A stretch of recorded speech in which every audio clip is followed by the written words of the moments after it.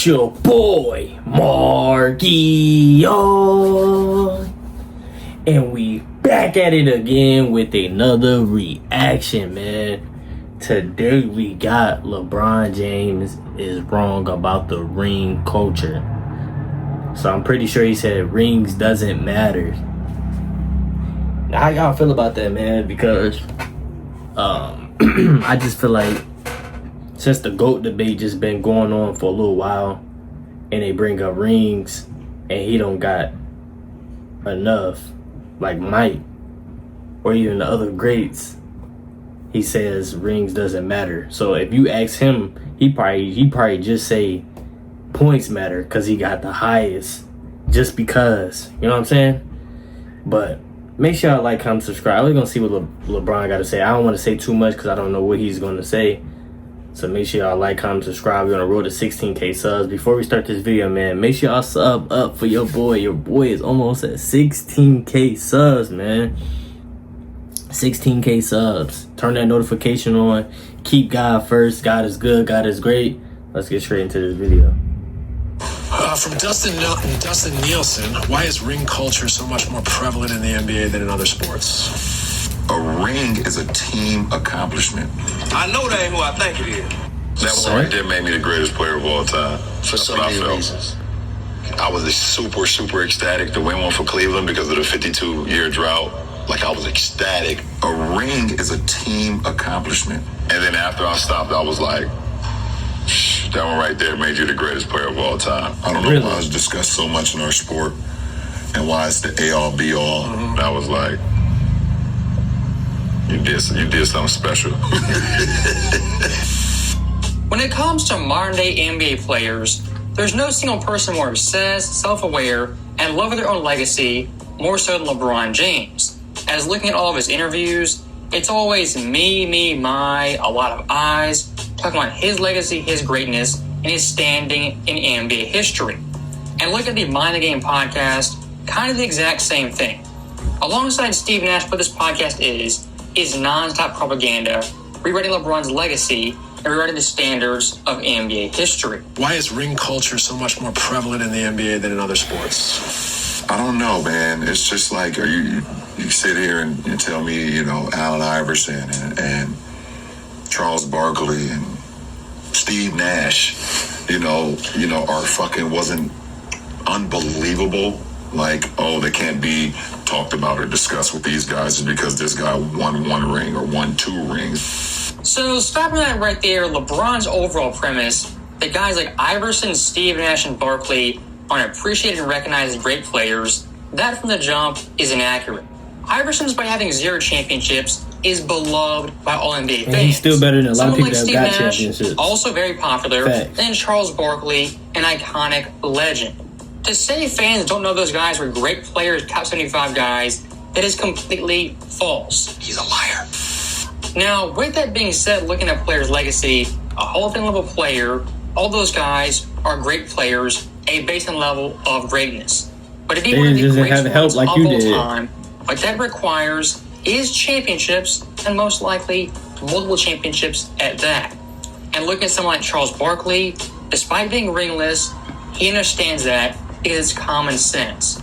I'm in the Hall of Fame, but I'm in a different wing than the guys who won the championship. I mean, Still in the Hall of Fame. I did, but I'm saying though, Jack, hey, I understand. I understand the rules. Like, Charles are great, Karl Malone's great, Patrick Ewing's great.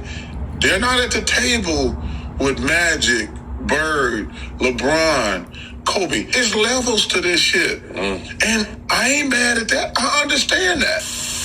For someone like Barkley right there to be completely honest and open, the championships, they do in fact matter. That takes some big time guts as a ringless superstar who gets ragged for that constantly. It does matter when you're like good. Stockton, Malone, Ewing, those guys also are great players despite being ringless. But like Charles said, when you're ranking tiers of greatness, those guys aren't at the table with guys like Magic, Bird, Jordan, the upper echelon, the greats of the greats. Hello? You play to win the game. You don't play to just play it. One of the biggest crimes in sports nowadays is the term ring culture having a negative connotation. As when it comes to quote-unquote ring culture, what that really means is winning culture. For an NBA superstar specifically, winning a championship, reaching the pinnacle of the mountaintop, that since the 50s is what you played for. You didn't play for stats and numbers, the individual glory. What you played for was a pursuit of winning. Now ask yourself, when did that begin changing? I said late 2000s, early 2010s, when a certain player was coming up short on the big stage. And since then, winning's been downplayed, discredited, and been written off as quote-unquote ring culture. You know, it's all about winning championships and winning. You know, the stats that matter to me is the games that we win and the rings that you collect. It changed from player to player. Magic Johnson, obviously, because of his notoriety, and Larry Bird, his notoriety, that we had to get past him. I had to get past them individually before I gained any credibility. I can ever get into their ballpark. I had to win championships. I had to win MVPs. I had to make impacts on my team. So that became a challenge for me. For someone like Michael Jordan, with all the MVPs, stats, individual accolades, what he cared about most was winning championships. And looking at his overall career arc, it was the embodiment of pursuing titles. As he first came to the NBA, an absolute dynamo on fire, scoring 40, 50 points, breaking all types of records. By the early 90s, reeled it back in to a championship player and a winning player. And even looking at Kobe, the exact same thing. 2006's stats, off the charts, surreal, the best stats in the NBA. But to Kobe, those numbers, they are kind of hollow. At that point, it was his big time goal. Money, boy. Not scoring accolades, total points, but winning championships without Shaquille O'Neal. And when it was all said and done, he sacrificed, took a step back, and ultimately did that in 2009 and 2010. When Shaq leaves, you can't win. So I said, oh shit, yes I can. Never left. Well, without Shaq. That became my motivation. That became my passion, and I was obsessed with it. And here we go. We know what it means as a team, but what about individually for you? Just got one more to Shaq. When you contrast guys like Kobe and Jordan, LeBron James, the stark difference becomes very, very apparent. As LeBron nowadays is the only big-time major athlete who downplays winning with a pejorative of ring culture. And here's the bizarre thing. LeBron in the past has not done this. What is LeBron's crowning achievement that to him made him the GOAT? Was it his points, longevity, total stat numbers, even his game winners? No. His crowning achievement was that one singular championship in 2016. That one right there made me the greatest player of all time. For so many reasons. So when you I won was that, super ecstatic to win one for Cleveland because of the 52-year drought. Like, I was ecstatic. A ring is a team accomplishment. And then after I stopped, I was like, that one right there made you the greatest player of all time. I don't know why it's discussed so much in our sport and why it's the A-all, B-all. And I was like, you did something special. It's pretty obvious LeBron James, he wants it both ways. When he wins, it's LeBron accomplishment to boost himself up, a lot of me's, I's, my legacy, my championship. It's all about LeBron James. Now when LeBron loses, it's the exact opposite. All of a sudden winning championships, it's a team accomplishment and a team failure. Yeah. And ring culture is the worst thing in sports. Yep, I agree. That's interesting. That's very interesting.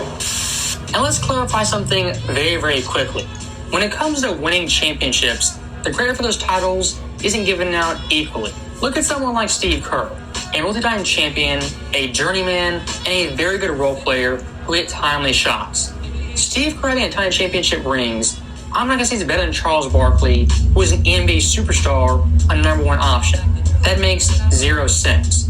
For people with LeBron and James' mindset, say championships is purely a team accomplishment. They're being highly disingenuous. And they say guys like Robert Horry, he has 7 rings, Jordan has 6. Is Horry better? Those arguments are straw man arguments. When we're comparing championship players versus non-championship players, what we're comparing is a top-tier 1% of players. Thank you! And looking at LeBron's own career in South Beach, Cleveland, and Los Angeles, what's he been pursuing the entire time? Not just more help, but also championships. If championships don't really matter, ring culture sucks, why play into it? Why have Kyrie and Love, Wade and Bosh, and Anthony Davis? Why have that? Just play basketball, have fun, a good old time with the fellas. To win championships. Not one, championships. Not two. LeBron, tell us about that. Not 2, not 3, not 4, not 5, not 6. Did Pat Riley drop the rings on the table during his meeting with you also? Or Of course he did? Oh, that's cool as hell. For someone like Pat Riley getting Chris Bosh and LeBron James, his one big time selling point was championships and those 9 rings he already had. For LeBron back then, he understood that. And even in 2016, understood fairly well. After that championship, what did he say over and over again? Who he is chasing is a ghost that played in Chicago. What do you mean by that? It's just weird to me. It's like saying Peyton Manning can't be in the same room with Brady or Mahomes because he only has 1 ring. They don't never discuss that in their sport. Right. Or telling me that Dan Marino is not the greatest slinger of all time. Or he can't be in the room with those guys because he didn't win a championship. They don't discuss those things. Barry Bonds never won a World Series. You can't sit here and tell me that he's not the greatest baseball player to ever touch a bat. So stopping that right there, LeBron James, going cross-sports comparison, looking at the NFL as well as MLB. And this right here, the dumbest thing you could possibly do. As looking at both the sports compared to basketball, it couldn't be more different. For an NBA roster, there's 15 guys on a team, 5 guys on the court playing offense and defense. In the NFL, it's upwards of 50, 11 on 11, offense, defense, and special teams. Unless you're Travis Hunter, you're not playing both ways. So the cross-sport comparison of basketball, football, and baseball really makes no sense. He's an idiot. Don't listen to this. He's an idiot. At the end of the day, the entire ring culture discussion comes back to one thing and one thing only. LeBron James wanted to be the GOAT over Michael Jordan. That's what it's about, plain and simple. Everyone knows it. Why he's downplaying championships is because Jordan has more. It's that simple. And again, rings aren't the end-all be-all, but they're a big-time component to being a great player and the greatest player who ever lived. As always, thank you guys for watching. I'm gonna call Cap on LeBron saying like it's a lot of players out there that don't be talked about as much and they should be talked about more.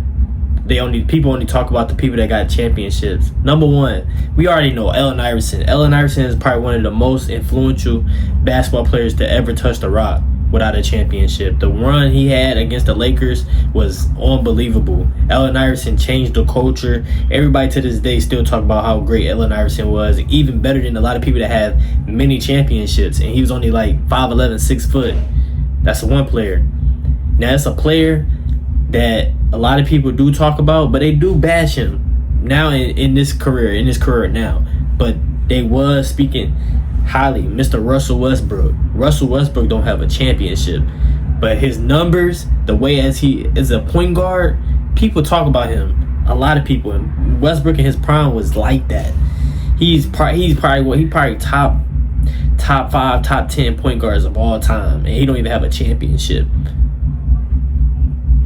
Chris Paul, Kyrie, you know what I'm saying? Vince Carter when he was in his prime, T-Mac when he was in his prime, you know, Penny Hardaway.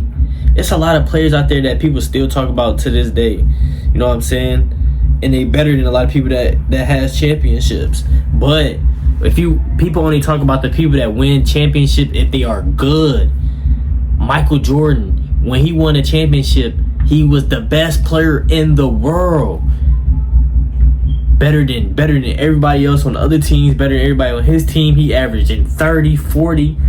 Him, Kobe, Magic, Bird. We can go on and on and on. Like, rings does matter, but it only matters if you good. You know what I'm saying? If you really good. You know? Like, you trying to take away from how many rings you got compared to Cole, to Mike. Like, you feel like people should talk about people that don't have rings. You're not paying attention enough. People are talking about people that don't have rings. Allen Iverson is probably the top of the list. Just being honest, Allen Iverson is better than a lot of basketball players that have rings. Kobe said if Allen Iverson was like 6'6", he would be the greatest basketball player of all time. I don't know. LeBron just be saying a lot of things, man. You know what I'm saying? But I think it's he probably saying that because it's like he hearing the GOAT debate. He really don't want to speak on it, but he just trying to throw out a little nibbles so people can like connect the pieces, if you understand. But y'all let me know down below in the comments how y'all feel about all that, man. Make sure y'all like, comment, subscribe. If you're on the road to 16K subs, I appreciate all y'all. If y'all been tapping in, man. Y'all been tuning in. I've been seeing the comments. Y'all been beating up the comments a little here and there. You know what I'm saying? But hopefully y'all having a wonderful, blessed day today. If you've seen this, you are somebody. You are somebody, and you are special. And life is going to continue to keep getting better for you, man. Keep God first. I'm gonna see you in the next video.